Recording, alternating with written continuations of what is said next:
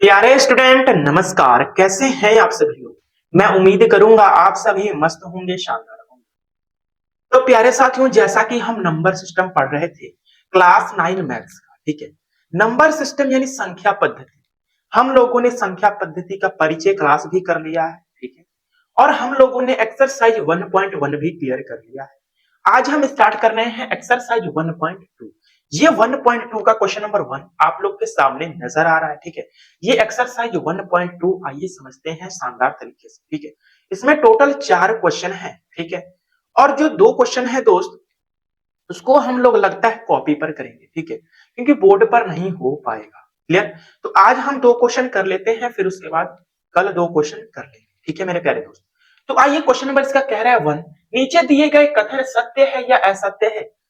नीचे दिए गए जो कथन है ये सत्य है या असत्य है, कारण के साथ अपने उत्तर दीजिए। यानी हमें बताना है सत्य है या असत्य, और ये भी बताना है इसलिए क्या कारण है कि ये सत्य है या असत्य।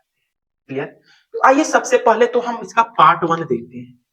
क्वेश्चन नंबर 1 का पार्ट 1 बोल रहा है प्रत्येक अपरिमेय संख्या एक वास्तविक संख्या होती है। क्या प्रत्येक जो अपरिमेय संख्या है ये वास्तविक संख्या होती है। तो भाई पहले देखिए वास्तविक संख्या क्या होती है। वास्तविक संख्या क्या बताया मेरे प्यारे दोस्त मैंने। वास्तविक संख्या देखिए, वास्तविक संख्या में मेरे भाई परिमेय यानी रैशनल रैशनल रैशनल नंबर और ई रैशनल नंबर रैशनल और ई रैशनल दोनों आते हैं। तो भाई ई रैशनल नंबर रियल नंबर्स हो सकता है। Every every rational number every irrational number real numbers हो सकता है, ठीक है। और every rational number real number हो सकता है। क्लियर। क्यों हो सकता है, क्योंकि सभी जो अपरिमेय संख्या है यानी इरेशनल नंबर है ये वास्तविक संख्या के अंदर आती है। अगर ऐसा क्वेश्चन बने क्या प्रत्येक वास्तविक संख्या अपरिमेय संख्या होती है, तो बिल्कुल नहीं, क्योंकि वास्तविक संख्या में परिमेय संख्या भी होती है, केवल अपरिमेय नहीं होती मेरे दोस्त। क्लियर। अगर आपसे ऐसा क्वेश्चन पूछा जाए कि प्रत्येक वास्तविक संख्या क्या परिमेय संख्या होती है, तो बिल्कुल नहीं। क्यों नहीं होती है, तो मेरे दोस्त वास्तविक संख्या में सिर्फ इरेशनल नंबर नहीं आता है, सॉरी, वास्तविक संख्या में सिर्फ रैशनल नंबर नहीं आता है दोस्त, इसके साथ इरेशनल नंबर भी आता है। अगर ऐसे क्वेश्चन पूछे क्या सभी इरेशनल नंबर वास्तविक संख्या होती है, तो जी बिल्कुल होती है। क्यों होती है, क्योंकि वास्तविक संख्या के अंदर इरेशनल नंबर आते हैं और प्रत्येक रैशनल नंबर भी रियल नंबर्स होते हैं। क्लियर। क्वेश्चन क्लियर हुआ। तो आप लोग बता सकते हैं प्रत्येक अपरिमेय संख्या एक वास्तविक संख्या होती है, तो भाई इसका आंसर है सत्य। सत्य क्या है मेरे दोस्त, सत्य। क्यों सत्य है, क्योंकि क्योंकि प्रत्येक अपरिमेय संख्या वास्तविक संख्या के अंदर आती है, ठीक है ना। ये आप कारण में लिख दीजिए, ठीक है ना। लिखिएगा मेरे दोस्त कारण में सत्य है, कारण हम लोग कारण लिखेंगे दोस्त। क्योंकि क्योंकि प्रत्येक अपरिमेय संख्या अपरिमेय संख्या वास्तविक संख्या हो सकती है, वास्तविक संख्या हो सकती है, ठीक है भाई। ये हम लोगों ने कारण लिख लिया, ठीक है। इतना कारण आप लिख सकते हैं, इसलिए ये सत्य है, ठीक है। अभी मैंने आप लोग को करके बताया। क्लियर। अब आइए इसका पार्ट 2 देखते हैं, ठीक है। पार्ट 2 देखिए मेरे भाई, पार्ट 2 कह रहा है संख्या रेखा का प्रत्येक बिंदु। तो भाई संख्या रेखा जो है, संख्या रेखा जो बनती है भाई, वो अनंत बिंदुओं से मिलकर बनती है। एक रेखा बनाना हो आप लोगों को, तो भाई एक रेखा बनाने के लिए क्या आपको एक बिंदु की आवश्यकता पड़ेगी, बिल्कुल नहीं। आपको 2 बिंदु की आवश्यकता पड़ेगी, तभी जाके एक पूरा रेखा बनता है, एक लाइन बनती है। तो भाई एक रेखा जो है अनंत बिंदुओं से मिलकर बना होता है। क्लियर, ठीक है। तो भाई बोल रहा है ये क्वेश्चन कि संख्या रेखा का प्रत्येक बिंदु अंडर रूट एम के रूप का होता है, ठीक है। एम के रूप का होता है, जहां एम एक क्या है, प्राकृतिक संख्या है। तो बताइए मेरे दोस्त, क्या संख्या रेखा का प्रत्येक बिंदु अंडर रूट एम के रूप का होता है, बताइए आप। एक जैसे मान लीजिए ये अगर अंडर रूट m की जगह 1 रखते हैं, ठीक है, तो इसका वैल्यू क्या हो गया, 1 हो गया। तो ये भाई संख्या रेखा पर हम दिखा सकते हैं, प्रत्येक की बात किया है, ठीक है। तो भाई क्या हम बोले अंडर रूट 2 को क्या हम दिखा सकते हैं, कहां, संख्या रेखा पर। तो आप बोलोगे सर जी बिल्कुल दिखा सकते हैं, अंडर रूट 2 को भी दिखा सकते हैं। अब मैं बोलूं कि अंडर रूट में -3 को दिखा सकते हैं, आप बोलोगे नहीं सर ये एक काल्पनिक संख्या है, काल्पनिक संख्या इसे हम क्या करते हैं बाबू, हम संख्या रेखा पर नहीं दिखा सकते, इसलिए ये कथन हम लोगों का बिल्कुल असत्य है। क्या 1/2, 1/2 भी तो हो सकती है संख्या रेखा पर। अंडर रूट 1 और अंडर रूट 2 के बीच में भी तो कई बिंदु हैं, उन पर भी कितनी संख्या आएंगी, कई संख्या आएंगी मेरे दोस्त, बताइए आएंगे कि नहीं आएंगे। आप बोलोगे जी सर बिल्कुल आएंगे। तो आप लिख सकते हैं मेरे भाई, क्या लिख सकते हैं सर, क्या लिख सकते हैं सर, बताइए। आप लिख सकते हैं कि ये कथन बिल्कुल असत्य है। क्या है, असत्य है, असत्य है, असत्य। अब कारण लिखिएगा मेरे दोस्त। अब सर कारण में क्या हम लोग लिखें, कारण में लिखिएगा, कारण में लिखिएगा मेरे दोस्त कि संख्या रेखा का प्रत्येक बिंदु, संख्या रेखा का प्रत्येक बिंदु अंडर रूट m के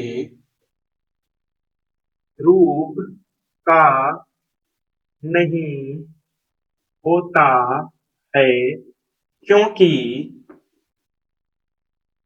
संख्या रेखा पर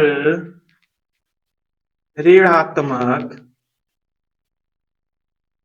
संख्या भी होती है। क्लियर, ये इतना आप लिख लीजिएगा कारण में, ठीक है। तो अब आइए हम इसका पार्ट 3 देखते हैं, ठीक है। आइए मेरे दोस्त जल्दी से नोट करिए, नहीं तो स्क्रीनशॉट लीजिए, ठीक है। अब आइए इसका पार्ट 3, पार्ट 3 है मेरे भाई प्रत्येक वास्तविक संख्या एक अपरिमेय संख्या होती है।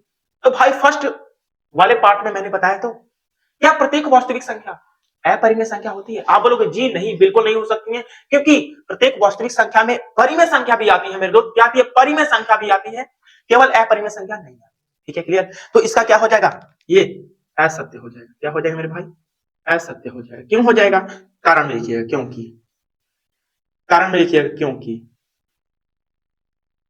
क्योंकि वास्तविक संख्या में परिमेय, वास्तविक संख्या में परिमेय संख्या भी आती हैं, आती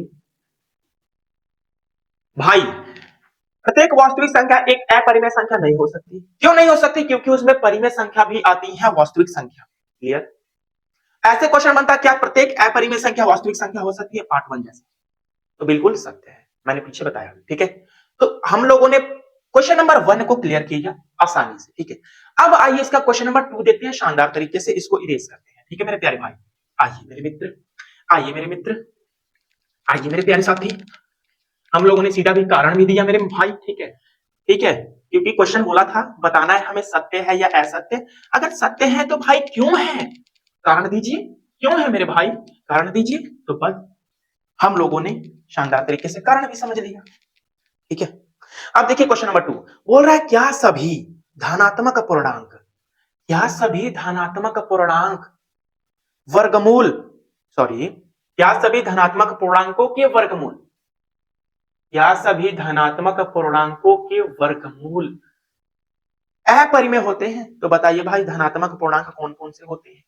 आप बोलोगे सर 1 होता है, 2 होता है, 3 होता है, 4 होता है, 5 होता है, 6 होता है, डॉट डॉट डॉट इनफाइनाइट तक, ये सभी धनात्मक पूर्णांक है। हम लोगों से सिर्फ धनात्मक पूर्णांक के ही बारे में जिक्र किया है इस क्वेश्चन में, ठीक है। बोल रहा है क्या सभी धनात्मक पूर्णांकों के वर्गमूल अपरिमेय होते हैं, बताइए। देखिए अगर हम एक का वर्गमूल निकालें तो क्या हो जाएगा मेरे भाई, 1 हो जाएगा।